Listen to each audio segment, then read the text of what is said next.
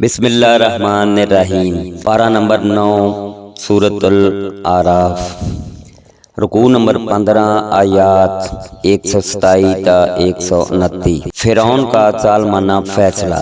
اس رکوع میں فرعون کے ایک ظالمانہ فیصلہ کا ذکر ہے۔ اس نے اعلان کیا کہ بنی اسرائیل کے بچوں کو ذبح کیا جائے گا اور عورتوں کو زندہ رکھا جائے گا تاکہ ان سے خدمت لی جا سکے۔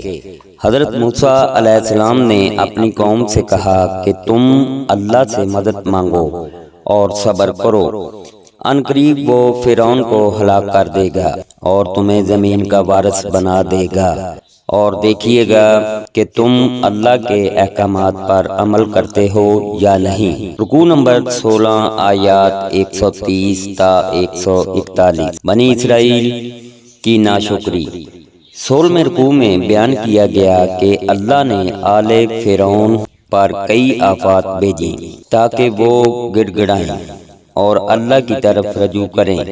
افسوس ایسا نہیں ہوا اور ان کی سرکشی بڑھتی چلی گئی۔ آخرکار اللہ نے انہیں سمندر میں غرق کر کے تباہ کر دیا۔ فرعون کے چنگل سے آزاد ہونے کے بعد بنی اسرائیل کا گزر ایک ایسی بستی سے ہوا جہاں لوگ بتوں کی پوجا کر رہے تھے۔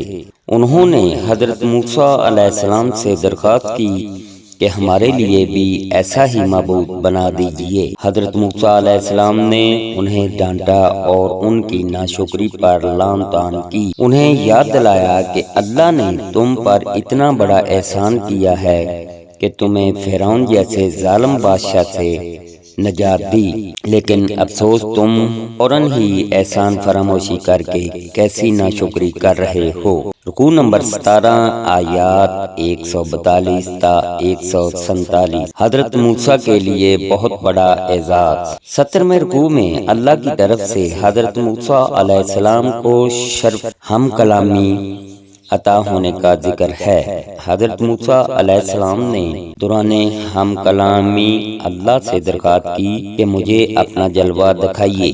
اللہ نے فرمایا تم مجھے نہیں دیکھ سکتے، ہاں اس پہاڑ کو دیکھو، اگر پہاڑ نے میری تجلی کا بوجھ برداشت کر لیا تو پھر تم مجھے دیکھ سکو گے۔ جیسے ہی اللہ نے پہاڑ پر تجلی ڈالی تو وہ ریزہ ریزہ ہو گیا اور حضرت موسیٰ علیہ السلام اس منظر کو دیکھ کر بے ہوش ہو گئے۔ جب انہیں ہوش آیا تو پکار اٹھے کہ اے اللہ، تو پاک ہے اس سے کہ کوئی تجھے اس دنیا میں دیکھ سکے۔